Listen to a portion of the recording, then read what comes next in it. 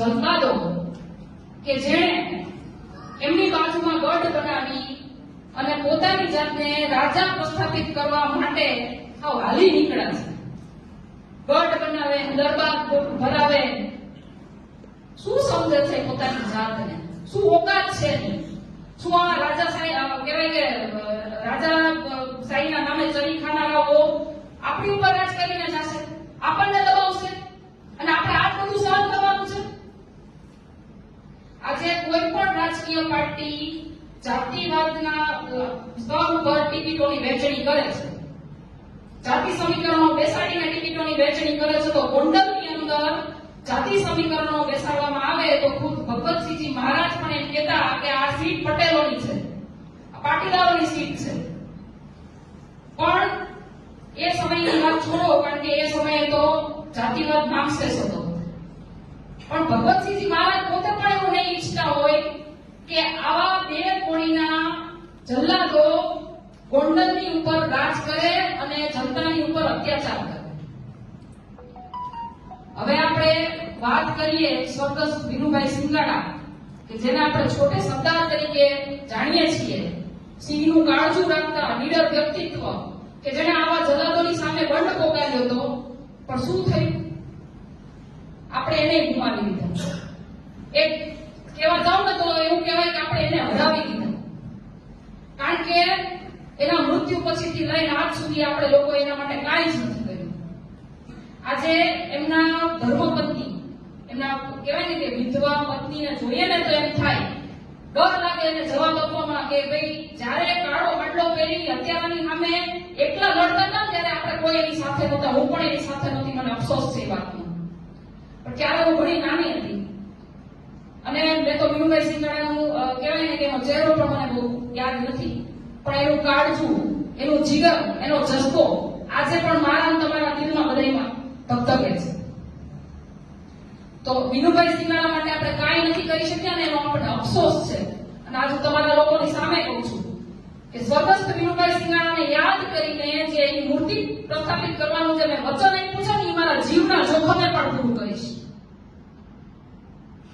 તમે લોકો અહીંયા ઉપસ્થિત છો એ તમામ લોકોને કહું છું કે જો તમે ગોંડલને ભયમુક્ત બનાવવા માંગતા હો તો જાતિ, ધર્મ બધું સાઈડમાં રાખી અને મને સપોર્ટ કરજો, સહકાર આપજો. અને આ ખાલી સુરતની જનતા માટે નથી, આ તમામ ગુજરાતની જનતાને હું એટલું જ કહેવા માંગુ છું કે તમે જો આવા જલ્લાદોના બાનમાંથી ગોંડલને મુક્ત કરાવવા માંગતા હો તો આ મુહિમમાં ભાગ લેવા માટે આવા લોકોના જે 2 નંબરના ધંધા ચાલે છે ને, જેના લીધે ગોંડલને બાનમાં રાખે છે, જે 2 નંબરના ધંધાની આવક જ્યાંથી ખખેરે છે ને, એના સરનામા મારા સુધી પહોંચાડજો. પછી હું છું ઈ છે.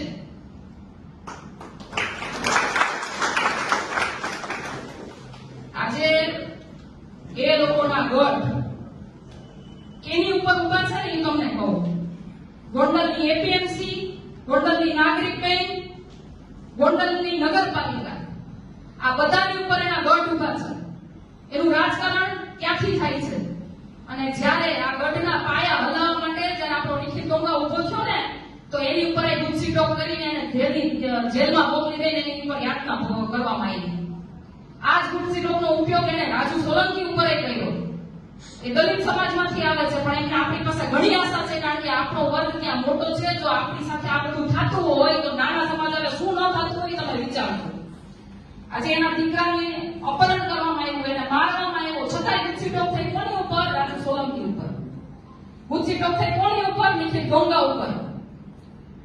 આજે રાજકુમાર જાટનો મૃત્યુ કેસ તમે જોઈ લો, બધા જાણો છો શું છે શું નહીં. દેવ સાટોડિયાની ઘટના જોઈ લો, ઢોર માર માર્યો, પણ છતાંય એના બાપાને સમાધાન કરી દેવું પડ્યું. તો આજે હું તમને એટલું જ કહેવા માંગુ છું કે ગોંડલની અંદર જો તમે ઈચ્છો છો કે પટેલો શાંતિથી જીવે, ગોંડલની અંદર જો તમે ઈચ્છો છો કે દલિતો શાંતિથી જીવે, ગોંડલની અંદર તમે ઈચ્છો છો કે માણસો શાંતિથી જીવે, અને ગોંડલની અંદર જો તમે ઈચ્છો છો કે તમારો આવનારો વંશ શાંતિથી જીવે, તો આ એ જ સમય છે કે આપણે આવા બની બેઠેલા દાદાઓને પતાવવા પડશે. આ સમય છે જીતવાનો, આ સમય છે જીવવાનો. ક્યાં સુધી હારીને મરીને જીવશું? ગોંડલની અંદર રામ રાજ્યની સ્થાપના કરીએ, ભેગા મળીને કરીએ. બોલો તમે માટે સહભાગી છો? તમે ગોંડલની અંદર રામ રાજ્ય સ્થાપવા માટે સહભાગી છો? તો આ જ સમય છે કે આપણે ગોંડલને આઝાદ કરાવીએ. બસ આટલી જ આશા સાથે જય હિન્દ, જય ભારત, જય સરદાર. બાબતની જરૂર હોય ત્યારે કોઈ પણ પ્રકારના વાદ વિવાદને સાઈડમાં મૂકી અને એક મંચ પર આવવું જોઈએ. આજની ખાસ કરીને છેલ્લા 45 થી 50 દિવસથી સમગ્ર સૌરાષ્ટ્ર, સમગ્ર ગુજરાતનો જે મુદ્દો બન્યો છે ગોંડલ, તો કે આ ગોંડલ એટલું બધું ચર્ચામાં કેમ છે? સ્વાભાવિક છે કે પહેલાના સમયમાં જે પણ શાસનો હતા, એક બે સ્ટેટને એ વખતના જે સ્ટેટો હતા આઝાદી પહેલા, એક પાટડી અને એક બીજું, બેને બાદ કરતા લગભગ ગુજરાતના જે રજવાડા હતા એ બધા મોસ્ટ ઓફલી ક્ષત્રિય હતા. અને દરેકના લોહીનો ગુણ હોય. કણબીના લોહીનો ગુણ ખેતીનો છે, મહેનતનો છે. ક્ષત્રિયના લોહીનો ગુણ એના જે પણ શાસન આપે છે એની પ્રજાનું રક્ષણ કરવાનું છે. બ્રાહ્મણોનો હોય તો એનો લોહીનો ગુણ છે કર્મકાંડ કરવાનો, વિધિ કરવાની. દરેકના લોહીના ગુણ હોય છે અને લોહીના ગુણ ક્યારેય વધતાય નથી, મીટતાય નથી, પણ એમાં ફેરફાર થતા હોય છે. સમયાંતરે ગોંડલમાં ઘણી બધી ઘટનાઓ એવી ઘટી. પહેલા તો જે વિનુભાઈ અને જયરાજ વાળી છે ને, આખી સ્ટોરી અલગ છે. વિનુભાઈ વાળી જે ઘટના ઘટી છે એ આખે વિક્રમસિંહ રાણાને લગતી છે. જે ગોંડલમાંથી કેટલા જગ્યાના ગામ ગોંડલમાં આવતા હોય અથવા ગોંડલની આજુબાજુ ગોંડલમાં પરંતુ એક જ અવારનવાર હું સોશિયલ મીડિયા પર કહેતો આવ્યો છું કે જ્યાં સુધી હું ગોંડલને જાણું છું, એ ચાહે ઇન્ટરનેટથી હોય, ત્યાંના લોકોના માધ્યમથી હોય, નિખિલભાઈના માધ્યમથી હોય કે અન્ય રીતે હોય, ગોંડલની અંદર લોકશાહીના નામે, એ પછી વિનુભાઈ હોય, નિલેશભાઈ રૈયાણી હોય, લોકશાહીના નામે લોહિયા ખાનદાનશાહી ચાલે છે. એનો મતલબ સીધો સાધો એ છે કે લોકશાહી કોને કહેવાય? લોકશાહી એટલે કે હરેક વ્યક્તિ પોતાનું અભિપ્રાય જણાવી શકે, મંતવ્ય જણાવી શકે, લોકશાહીની અંદર ભાગ લઈ શકે, લોકશાહીની અંદર વોટિંગ પ્રક્રિયા, ઉમેદવારીમાં તટસ્થપણે તમામ પ્રક્રિયાઓ થાય, કોઈ વ્યક્તિ ચૂંટાય, જીતે, અને લોકશાહી કહેવાય. પરંતુ જ્યાં સુધી ગોંડલને હું જાણું છું ત્યાં સુધી ગોંડલની અંદર દાગ ધમકી, એવા ખુલ્લેઆમ એવા ભાષણો આપવામાં આવે છે. એ તો આપણે બધે તમને કેવા માંગુ છું કે નિખિલ દોંગા બોલે તો ગુજસીટો, રાજુ સોલંકી બોલે તો ગુજસીટો, પણ આજે હું બોલું છું, કરી બતાવે મારી પર ગુજસીટો.